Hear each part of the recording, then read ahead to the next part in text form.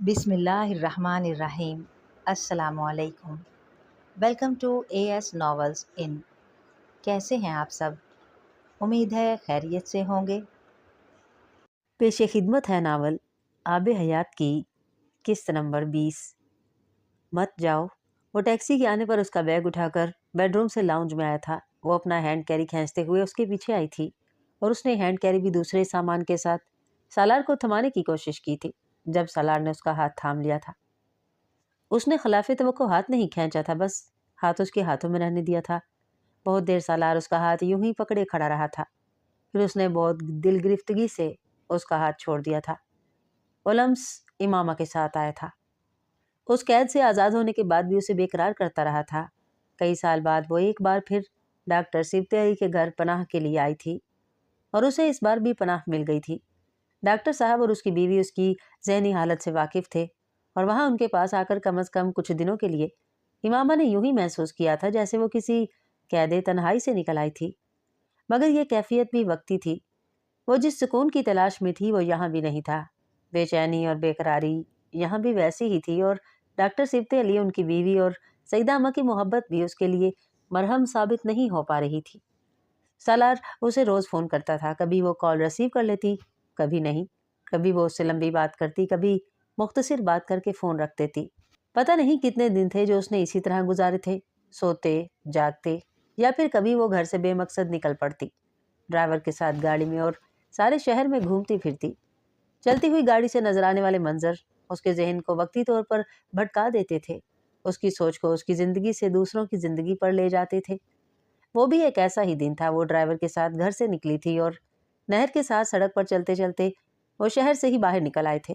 ایک جگہ گاڑی رکوا کر وہ نیچے اتر آئی تھی اور نہر کے ساتھ سبزے پر، نہر کے پانی پر بہتی بیکار چیزوں کو دیکھتے دیکھتے اس کے ساتھ چلنے لگی تھی، یوں جیسے وہ بھی پانی پر بہنے والی بیکار چیز تھی۔ پتہ نہیں وہ کتنی دیر چلتی رہی تھی، پھر ایک جگہ کھڑے ہو کر بہتے ہوئے پانی کو دیکھنے لگی۔ گھنے درختوں کی ٹھنڈی چھاؤں میں موسم سرما میں نہر میں بہتا ہوا وہ پانی برسات کے پانی کی طرح تیز رفتار نہیں تھا، نہ ہی پانی اتنا زیادہ تھا، لیکن اس لمحے وہ اسے عجیب انداز میں اپنی طرف کھینچ رہا تھا، یوں جیسے وہ اسے اپنے اندر اترنے کے لیے پکار رہا ہو۔ چند لمحوں کے لیے وہ اس خنکی کو بھی بھول گئی تھی جو اس کے سویٹر اور شال کے باوجود اس کے جسم کو شل کرنے لگی تھی۔ نہر کے دونوں کناروں پر لگے ہوئے اونچے لمبے درخت ہوا سے ہلتے تو ان کے پتوں سے سورج کی کرنیں چھن چھن کر نہر کے پانی پر پڑتی، لہجہ بھر کے لیے اسے روشن کرتی، غائب ہو جاتی۔ بس صرف ایک لمحہ تھا جس نے اسے کہا تھا کہ اسے اس پانی میں اترنا چاہیے، دیکھنا تو چاہیے وہاں آگے نیچے کیا ہے، اس سے پہلے کہ وہ قدم بڑھا دیتی۔ کسی عورت کی آواز پر وہ ٹھٹک گئی تھی۔ یہ ذرا گٹھا تو بندوا دے میرے ساتھ بیٹی۔ وہ ایک 70-80 سالہ دبلی پتلی سانولی رنگت اور جھریوں سے بھرے چہرے والی ایک بوڑھی عورت تھی، جو ایندھن کے لیے وہاں درختوں کی گری ہوئی خشک لکڑیاں چننے کے بعد اب اسے ایک چادر نما کپڑے میں باندھنے کی کوشش میں اسے مخاطب کر رہی تھی۔ وہاں دور دور تک ان دونوں کے علاوہ کوئی نہیں تھا، اور وہ بھی کب اور کہاں سے یکدم نمودار ہوئی تھی امامہ کو اس کا اندازہ بھی نہیں ہوا تھا۔ اس نے کچھ کہے بغیر نہر کے کنارے سے ہٹتے ہوئے اماں کی طرف قدم بڑھا دیے تھے۔ گٹھا اتنا بڑا تھا کہ اسے یقین تھا کہ وہ بوڑھی عورت کبھی بھی اس گٹھے کو سر پر نہیں اٹھا پائے گی، لیکن اس بڑھیا نے امامہ کی مدد سے بڑے آرام سے وہ گٹھا سر پر اٹھا لیا تھا۔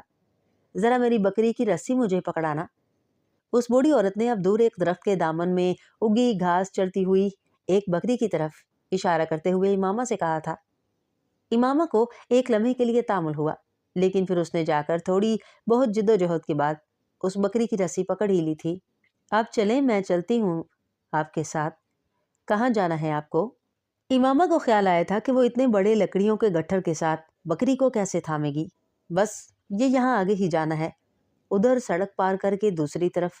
بوڑھی عورت نے نہر کے سبزے سے نکل کر سڑک کی طرف جاتے ہوئے ہاتھ کے اشارے سے اسے سمجھایا تھا۔ امامہ بکری کی رسی کھینچتی ہوئی چپ چاپ اس عورت کے پیچھے چل پڑی تھی، جس کے پاؤں ننگے تھے اور ایڑیاں کھردری اور پیدل چل چل کر پھٹ چکی تھی۔ امامہ اونی جرابوں کے ساتھ بہت آرام دہ کوٹ شوز پہنے ہوئے تھی، اس کے باوجود وہ اس بوڑھی عورت کی سبک رفتاری کا سامنا نہیں کر پا رہی تھی، جو یوں چل رہی تھی جیسے ٹائلز کے فرش پر یا کسی مخملی قالین پر چل رہی ہو۔ سڑک پار کرتے ہی امامہ کو 10-20 کے قریب وہ جھگیاں نظر آ گئی تھی جنہیں اماں اپنا گھر کہہ رہی تھی۔ वो झुग्गियां बस टेंटों पर मुश्तमिल नहीं थी। लोगों ने अपनी झुग्गी के गिर्द सरकंडों की दीवारें खड़ी करके जैसे अहाते से बना लिए थे, जिनके फर्श को मट्टी और गारे से लेपा हुआ था। वो कुछ तामल के साथ ऐसी ही एक झुग्गी के अहाते में बकरी की रस्सी पकड़े इमामा के पीछे चलती हुई दाखिल हुई थी। उस बूढ़ी औरत ने अहाते के एक कोने में सर पर लादा हुआ गट्ठर उतार फेंका था और फिर दोनों हाथ कमर पर रखे जैसे उसने गहरे सांस लेते हुए अपनी सांस बहाल की थी। बकरी तब तक इमामा के हाथ से रस्सी छुड़ाकर सरकंडों की दीवार के साथ उस जगह पहुंच गई थी जहां उसे बांधा जाता था और जहां जमीन पर कुछ मुरझाई हुई घास फूस पड़ी थी। वह अब उस पर मुंह मारने लगी थी। अहाते के एक दूसरे हिस्से में मट्टी के एक चूल्हे पर मट्टी की एक हंडिया चढ़ी हुई थी, जिससे उठने वाली खुशबू हर तरफ फैली हुई थी। अहातरू पहली धूप से रोशन और गरमाया हुआ था। वहां नहर वाली ठंडक नहीं थी, एक आसूदा हरारत थी। वो जैसे किसी गर्म आगोश में आ गई थी। बूढ़ी औरत तब तक लकड़ियों का गट्ठर खोलकर उसमें से कुछ लकड़ियां निकालकर चूल्हे की तरफ आ गई थी। अरे तू खड़ी क्यों है अब तक? बैठ कर दम तो ले। मेरी खातिर कितना चलना पड़ गया तुझे? मैंने कहा भी था मैं ले जाती हूँ बकरी को। मेरा तो रोज का काम है। पैदा होते से करती आई हूँ मेहनत मुशक्कत। पर तू तो शहर की कुड़ी है, तुझसे कहाँ होती है कोई मुशक्कत। उसने कहते हुए चूल्हे से कुछ फासले पर पड़ी एक चौकी को जैसे उसके लिए आगे खिसका दिया था। मैं भी मुशक्कत ही काटती आई हूँ अम्मा। ये मुशक्कत तो कुछ भी नहीं, इमामा उससे कहते हुए आगे बढ़ाई थी। उसका ख्याल था बूढ़ी औरत ने उसकी बात नहीं सुनी होगी, लेकिन वो बूढ़ी औरत हंस पड़ी थी। बस मुझे मुशक्कत नहीं लगती, तुझे लगती है, यही तो फर्क है। पर तेरा कसूर नहीं, सारा फर्क जवानी का है। जवानी में हर चीज मुशक्कत लगती है। बुढ़ापा खुद ऐसी मुशक्कत है कि बाकी मुशक्कतें छोटी बना देता है। उस औरत ने उसकी तरफ मतवजा हुए बगैर कहा था। इमामा उसका चेहरा देखने लगी थी। वो उस हुलिये और उस जगह रहने वाली औरत से ऐसी बात की तवक्को नहीं कर सकती थी। आप पढ़ी लिखी हैं? वो पूछे बगैर नहीं रह सकी। बहुत ज्यादा। वो औरत इस बार भी चूल्हे की ही तरफ मतवजा थी और इस बार भी उसने बात हंसकर ही की थी, मगर लहजे में तमस्खर था अपने लिए, जो इमामा तक पहुंच गया था।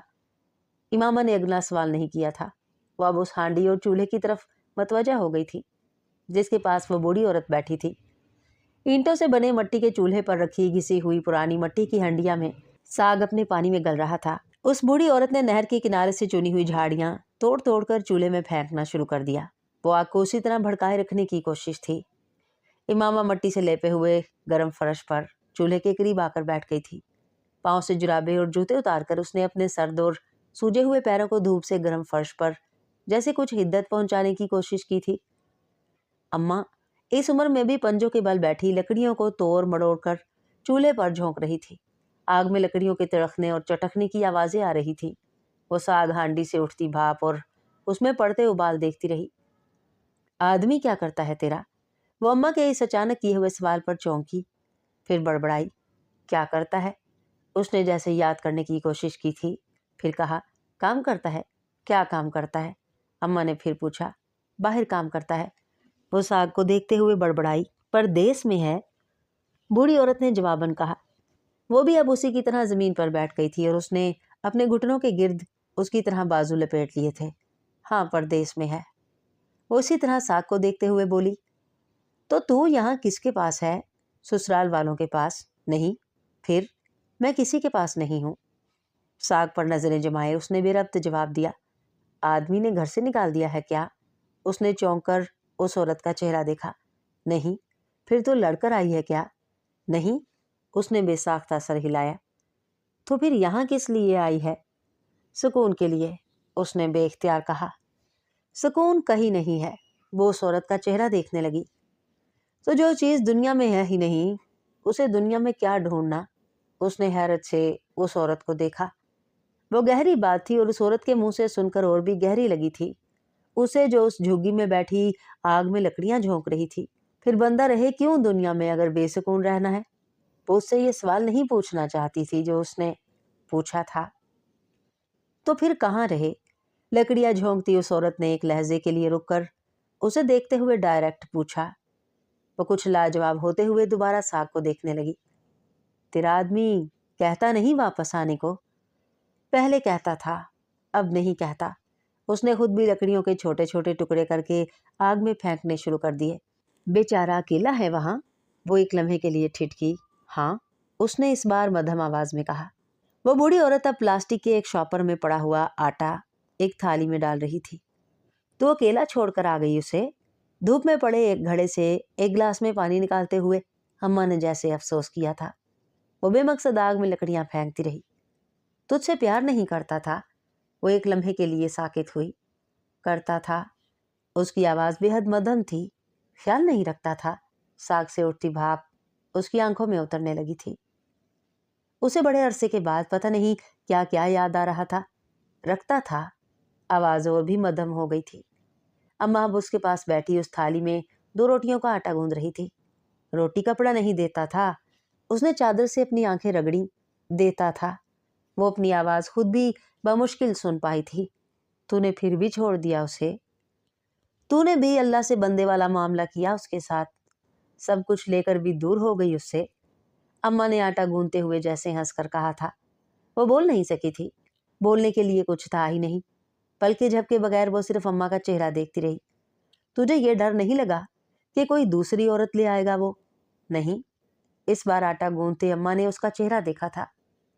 तुझे प्यार नहीं है उससे? क्या सवाल आया था? वो नजरें चुरा गई। उसकी चुप ने अम्मा को जैसे एक और सवाल दिया। कभी प्यार किया है? आंखों में सैलाब आया था। क्या क्या याद नहीं आ गया था? किया था। उसने आंसुओं को बहने दिया था। फिर क्या हुआ? अम्मा ने उसके आंसुओं को नजरअंदाज कर दिया था। नहीं मिला। सर झुकाए उसने आग में कुछ और लकड़ियां डाली। मिला नहीं, या उसने छोड़ दिया। उसके मुंह में जैसे हरी मिर्च आई थी। उसने छोड़ दिया। पता नहीं साग हांडी में ज्यादा पानी छोड़ रहा था या उसकी आंखें, पर आग दोनों जगह थी। प्यार नहीं करता होगा, अम्मा ने बेसाख्ता कहा। प्यार करता था, लेकिन इंतजार नहीं कर सकता था। उसने पता नहीं क्यों उसकी तरफ से सफाई दी थी। जो प्यार करता है वो इंतजार करता है। जवाब खटाक से आया था और उसकी सारी वजाहतों दलीलों के परखचे उड़ा गया था। वो रोते हुए हंसी थी या फिर शायद हंसते हुए रोई थी। क्या समझा दिया था उस औरत ने जो दिल दिमाग कभी समझा नहीं सके थे उसे? उस आदमी की वजह से घर छोड़ आई अपना? अम्मा ने फिर पूछा। नहीं, बस वहां बेसुकूनी थी मुझे, इसलिए आ गई। उसने भीगे हुए चेहरे के साथ कहा। क्या बेसुकूनी थी? वो बरसती आंखों के साथ बताती गई। अम्मा चुपचाप आटा गूंदती रही। उसके खामोश होने पर भी उसने कुछ नहीं कहा। खामोशी का वो वक्फा बड़ा तवील हो गया था, बेहद तवील।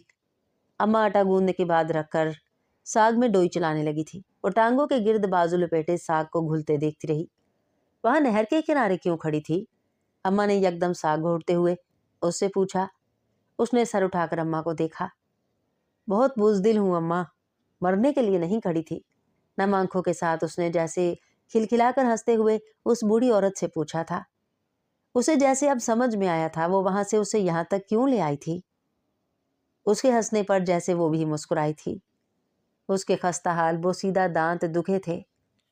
यानी तू तो बड़ी बहादुर है, मैंने बुज़दिल समझा। तू तो मेरे से भी बहादुर है फिर। नहीं, आपसे बहादुर तो नहीं हूं मैं तो बेहद कमजोर हूं, इस बकरी से भी कमजोर, जिसको घेर के ले आई हूं। अम्मा ने कहा था। तुझे अपनी होने वाली औलाद का भी ख्याल नहीं आता? प्यार नहीं आता इस पर? उसकी आंखें एक बार फिर बरसने लगी थी। कोई इस तरह घर आदमी छोड़ता है जैसे तू छोड़ आई? मर जाते हैं बड़े बड़े प्यारे, मर जाते हैं, पर कोई एक प्यारे के मरने पर बाकियों को छोड़ देता है। हंसती आंखों के साथ इमामा ने उसकी बातें सुनी।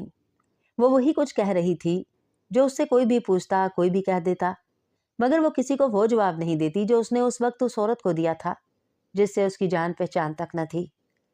बाज दफा इंसान दिल का वो बोझ जो अपनों के सामने हल्का नहीं करता, गैरों के सामने कर देता है। वो भी वहां जहां उसे यकीन हो वो राज दबा रहेगा, कभी निकल कर नहीं आएगा। मैं अब किसी से प्यार नहीं करना चाहती अम्मा। बूढ़ी औरत ने साग का ढकना उठाकर फिर डोई चलाई। मुझे लगता है जिससे भी मैं प्यार करती हूँ वह मुझसे छीन जाता है। वो चीज मेरे पास नहीं रहती। तो फिर क्यों इस तकलीफ से गुजरूं मैं बार बार? क्यों मैं जिंदगी में ऐसे रिश्ते रखूं जिनसे बिछड़ना मुझे इतनी तकलीफ दे? उसने जैसे रोते हुए उस बूढ़ी औरत के सामने सीने की वो फांस निकाली थी जिसने उसका सांस रोक रखा था। बार बार प्यार करूं, बार बार गंवा दूं, मैं अब इस तकलीफ से नहीं गुजर सकती। वो रोती जा रही थी। आंसू यूं निकल रहे थे जैसे आबलों का पानी। पता नहीं बूढ़ी औरत की आंखों में साग की भाप ने पानी छोड़ दिया था या उसके दर्द ने, लेकिन उसने भी अपनी खस्ता हाल मैली कुचैली चादर के पल्लू से अपनी आंखें रगड़ना शुरू कर दी थी। ये तो नहीं कर सकती, ये कोई इंसान भी नहीं कर सकता कि अपनों को इसलिए छोड़ दे ताकि उनके बिछड़ने की तकलीफ से बच जाए। एक एक करके बिछड़ रहे हैं तो दर्द झेल नहीं पा रही, सबको इकट्ठा छोड़कर दर्द झेल लेगी। उसने जो बात उससे पूछी थी उसका जवाब ही मामा के पास नहीं था, और अगर था भी तो वो इस जवाब को दोहराने की हिम्मत नहीं रखती थी। इस झुग्गी के अंदर मेरा 38 साल का जवान बेटा है। ठहरो, जरा मैं लेकर आती हूँ उसे। तुम्हारी बातों में तो भूल ही गई थी मैं उसे। वो बूढ़ी औरत यकदम उठकर अंदर चली गई। चंद मिनटों के बाद वो एक रेडी नुमा ट्राली को धकेलती हुई बाहर लाई, जिसमें एक दुबला पतला मर्द एक बिस्तर पर लेटा हुआ कहकहे लगा रहा था, यूं जैसे वो माँ की तवज्जो मिलने पर खुश था। उस औरत ने अगर उसे ये ना बताया होता कि उसकी उम्र 38 साल थी तो इमामा उसे 18-20 साल का कोई लड़का समझती।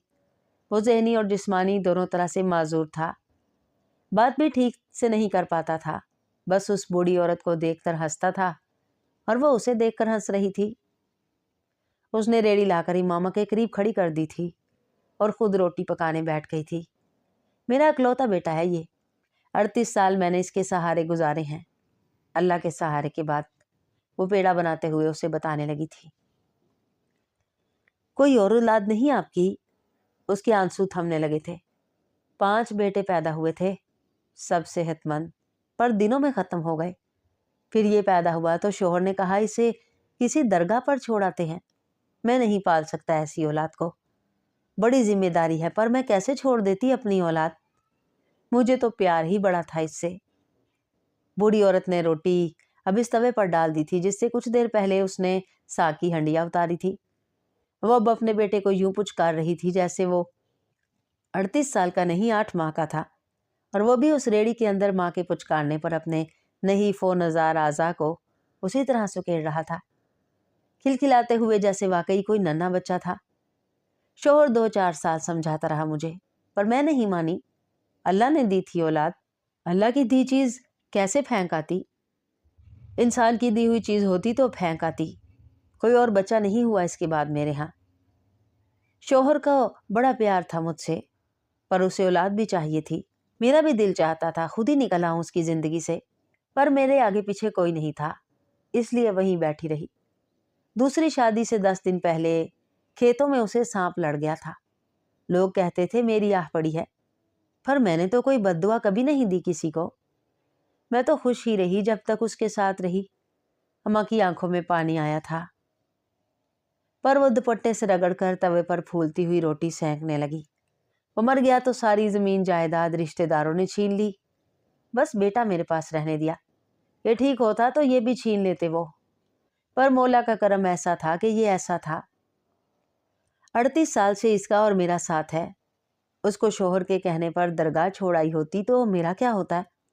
अम्मा ने रोटी अजीब खुशी और सरशारी के आलम में उसके सामने रखी थी।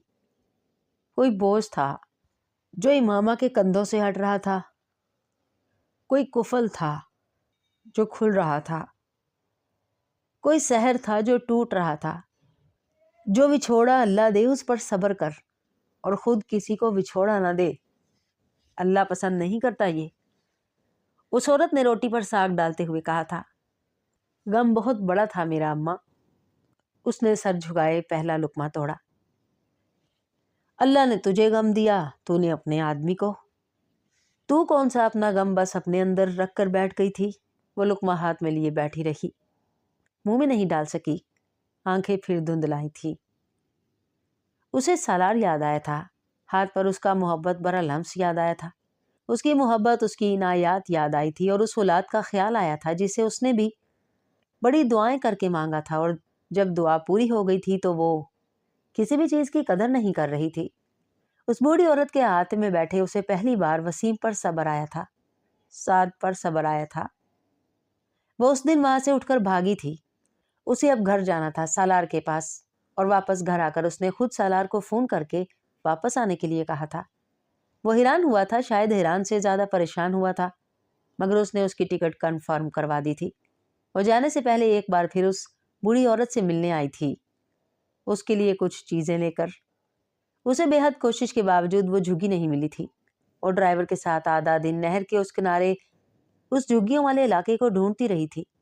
ड्राइवर ने वो इलाका खुद नहीं देखा था, क्योंकि उस दिन वो उसे बहुत पीछे छोड़ के नहर किनारे उतरी थी और फिर वहां से पैदल ही वापस आई थी। लेकिन फिर भी वो जगह वही होनी चाहिए थी, मगर वो झुग्गियां नहीं थी, ना ही वो बूढ़ी औरत जिसके हाथ की रोटी और साग का स्वाद उसे अभी भी अपनी जुबान पर महसूस होता था, ना वो 38 साल की औलाद की मुशक्कत जिसने उस बूढ़ी औरत के लिए हर बोझ हल्का कर दिया था, और ना उस बहुत ज्यादा पढ़ी लिखी औरत की बातें जिसने चाबियों की तरह उसके वजूद के कुफल और गुत्थियां खोलकर उसे आजाद किया था।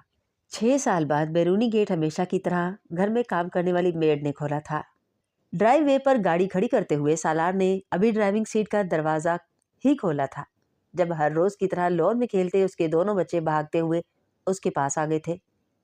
4 साला जिब्रील पहले पहुंचा था। ड्राइविंग सीट पर बैठे बैठे उसने अपने बेटे का चेहरा चूमा था। वो पसीने से शराबोर था। अस्सलाम वालेकुम। गाड़ी में पड़े टिश्यू बॉक्स से टिश्यू निकालकर उसने जिब्रील का माथा और चेहरा साफ किया, जो उसने बड़ी फर्मा बरदारी से करवाया था। 2 साला इनाया तब तक हामती कामती शोर मचाती गिरती पड़ती उसके पास आ गई थी। दूर से पहले उसके बाजुओं को देखकर वो कुछ और खिलाई थी। उसने हमेशा की तरह उसे गोद में लिया था। बहुत जोर से उसे भींचने के बाद उसने बारी बारी बेटी के दोनों गाल चूमे थे। जिब्रील तब तक ड्राइविंग सीट का दरवाजा बंद कर चुका था। उसने इनाया को नीचे उतार दिया। वो दोनों बाप से मिलने के बाद दोबारा लॉन में भाग गए थे, जहां वो मेड की 2 बेटियों के साथ खेलने में मसरूफ थे। वो चंद लम्हे ड्राइव वे पर खड़ा अपने बच्चों को देखता रहा। फिर गाड़ी के पिछले हिस्से से अपना ब्रीफ केस और जैकेट निकालते हुए वो घर के अंदरूनी दरवाजे की तरफ बढ़ गया। इमामा तब तक उसके इस्तकबाल के लिए दरवाजे तक आ चुकी थी। दोनों की नजरें मिली थी। वो हैरानी से उसके पास आते हुए मुस्कुराई। तुम जल्दी आ गए आज। उसने हमेशा की तरह उसे गले लगाते हुए उसके बालों को होले से सहलाते हुए कहा। हाँ, आज ज्यादा काम नहीं था तो ढूंढ लेते। वो जवाबन उसके हाथ से जैकेट लेते हुए हंसी। वो जवाब देने की बजाय मुस्कुराया। अपने बेडरूम में बैठे उसने जब तक अपना ब्रीफ केस रखा और जूते उतारे, वो उसके लिए पानी ले आई थी। तुम्हारी तबीयत ठीक है? वो उसके हाथ में पकड़ी ट्रे से गिलास उठा रहा था जब इमामा ने अचानक पूछा था। उसने चौंक कर उसकी शक्ल देखी। हाँ बिल्कुल, क्यों? नहीं, मुझे थके हुए लगे हो इसलिए पूछ रही हूँ। सालार ने जवाब देने की बजाय गिलास मुंह से लगा लिया। वो ट्रे लेकर चली गई। कपड़े तब्दील करके वो सिटिंग एरिया में आ गया था। लॉन में उसके दोनों बच्चे अभी भी फुटबॉल के पीछे भाग रहे थे। वो सिटिंग एरिया की खिड़की के सामने जाकर खड़ा हो गया। कांगो का मौसम उसे कभी पसंद नहीं रहा था, और उसकी वजह वो बारिश थी जो किसी वक्त भी शुरू हो सकती थी और जो शायद अभी कुछ देर में फिर शुरू होने वाली थी। किंशासा में पिछले कई दिन से हर रोज इसी वक्त बारिश होती थी। दोपहर के आखिरी चंद घंटे, 1-1.5 घंटे की बारिश और उसके बाद मतला साफ चाय। वो इमामा की आवाज पर बाहर लॉन में देखते बेख्तियार पलटा। वो एक ट्रे में चाय के 2 मग और एक प्लेट में चंद बिस्किट लिए खड़ी थी। थैंक्स। वो मग और एक बिस्किट उठाते हुए मुस्कुराया। बाहर चलते हैं बच्चों के पास। वो बाहर जाते हुए बोली। मैं थोड़ी देर में आता हूँ, किसी कॉल का इंतजार कर रहा हूँ। वो सर हिलाते हुए बाहर चली गई। चंद मिनटों के बाद उसने इमामा को लॉन में नमूदार होते देखा था। लॉन के एक कोने में पड़ी कुर्सी पर बैठते वो खिड़की में उसे देखकर मुस्कुराई थी। वो भी जवाबन मुस्कुरा दिया था। चाय का मग और बिस्किटों की प्लेट अब लॉन में उनके सामने टेबल पर पड़ी थी। उसने बारी बारी जिब्रील और इनाया को उसके पास आकर बिस्किट लेते देखा। जिब्रील ने बिस्किट लेकर जाकर नोनो और लोया को दिए थे। चारों बच्चे एक बार फिर से फुटबॉल खेलने लगे थे। इमामा अब मुकम्मल तौर पर बच्चों की तरफ मतवजा थी। चाय का घूंट लेते हुए दाएं कंधे पर पड़ी शॉल से अपने जिस्म का वो हिस्सा छुपाए जहां एक नई जिंदगी परवरिश पा रही थी। उनके यहाँ तीसरे बच्चे की आमद मतवक्का थी। वो फुटबॉल के पीछे भागते बच्चों को देखते हुए वक्तन फवक्तन हंस रही थी और उन्हें हिदायत देने लगती। सिटिंग एरिया की खिड़की के सामने खड़े बाहर देखते हुए वो जैसे एक फिल्म देख रहा था, एक मुकम्मल फिल्म। उसके हाथ में पकड़ी चाय ठंडी हो चुकी थी। एक गहरा सांस लेकर उसने मग पास पड़ी टेबल पर रख दिया। इमामा का अंदाजा ठीक था, वो ठीक नहीं था। وہ کھڑکی کے شیشے سے باہر لان میں نظر آنے والی ایک خوشحال فیملی کو دیکھ رہا تھا۔ آئیڈیل پرفیکٹ لائف کا ایک منظر، اس کے بچوں کے بچپن کے قیمتی لمحے، اپنے اندر ایک اور ننھا وجود لیے اس کی بیوی کا مطمئن و مسرور چہرہ۔ چند پیپرز کو پھاڑ کر پھینک دینے سے یہ زندگی ایسے ہی خوبصورت رہ سکتی تھی۔ وہ ایک لمحے کے لیے بری طرح کمزور پڑا۔ اولاد اور بیوی واقعی انسان کی آزمائش ہوتے ہیں، ان کے لیے جنہیں مال آزمانے سے قاصر رہتا ہے۔ انہیں دیکھتے ہوئے وہ بھی اسی آزمائش کا شکار ہو رہا تھا۔ ایک مرد، ایک شوہر، ایک باپ کے طور پر لان میں موجود اس کی فیملی اس کی ذمہ داری تھی۔ ان سے خون اور محبت کے رشتوں سے بندھا ہوا تھا۔ ایک لمحے کے لیے اس کی نظر بھٹک کر جبریل اور عنایہ کے ساتھ کھیلنے والی 4 اور 6 سال کی ان 2 سیاہ فام لاغر بچیوں پر پڑ گئی تھی۔ ان کے خوبصورت گورے بچوں کے ساتھ کھیلتے ہوئے وہ اور بھی زیادہ بدصورت لگ رہی تھی۔ ہیڈی کی وہ دونوں بیٹیاں اگر اس وقت مناسب لباس اور جوتوں میں ملبوس تھیں تو اس کی وجہ ہیڈی کا ان کے گھر کام کرنا تھا، ورنہ وہ گومبے کے بدحالی کے شکار ہزاروں بچوں کی طرح اپنا بچپن کسی آسائش کے بغیر محنت مشقت کر کے گزار رہی ہوتی، اور ان کے وہاں سے چلے جانے کے بعد ان کا مستقبل پھر کسی بے یقینی کا شکار ہو جاتا، بالکل اسی طرح جس طرح مغربی نو آبادی کے وہاں آ جانے سے پورا افریقہ بے یقینی اور عدم استحکام کا شکار ہو رہا تھا۔ وہ اسی مغربی نو آبادیات کے ایک نمائندے کے طور پر وہاں موجود تھا۔ اس نے اپنی 30 سالہ ملازمہ کو ڈرائیو وے پر کھڑے اپنے بچیوں کی کسی شاٹ پر تالیاں بجاتے دیکھا، بالکل ویسے ہی جیسے لان کے ایک کونے میں کرسی پر بیٹھی اس کی بیوی اپنے دونوں بچوں کو کھیلتے دیکھ کر خوش ہو رہی تھی۔ ہیڈی نے خود کبھی بچپن نہیں دیکھا تھا، وہ پیدا ہونے کی فوراً بعد بالغ ہو گئی تھی۔ افریقہ کے 90% بچوں کی طرح جنہیں بچپن یا بقائے زندگی میں سے کوئی ایک چیز ہی ملتی تھی۔ بچپن بہرحال ان آپشن میں سے تھا جو پریمیم کی لسٹ میں آتے تھے، اور ایسا ہی ایک آپشن اپنے بچوں کو دینے کے لیے ہیڈی سنگل پیرنٹ کے طور پر جان توڑ محنت کر رہی تھی۔ وہ ان کے ساتھ انسانیت کے رشتے میں منسلک تھی۔ ایک لمبے عرصے کے بعد وہ پہلی بار وہاں کھڑا اپنی اولاد کا اس عورت کی اولاد سے موازنہ کر رہا تھا، اپنی بیوی کی زندگی اور اس عورت کی زندگی کا مقابلہ کر رہا تھا۔ حالانکہ وہ آج وہاں اس کام کے لیے نہیں کھڑا تھا۔ اس کا فون بجنے لگا تھا۔ ایک گہرا سانس لے کر اس نے فون کرنے والی کی آئی ڈی دیکھی۔ کال ریسیو کرتے ہوئے اسے اندازہ تھا اس وقت دوسری طرف وہ کس سے بات کرنے والا تھا۔ اسے اپنی فیملی کی زندگی اور استعفے میں سے ایک چیز کا انتخاب کرنا تھا۔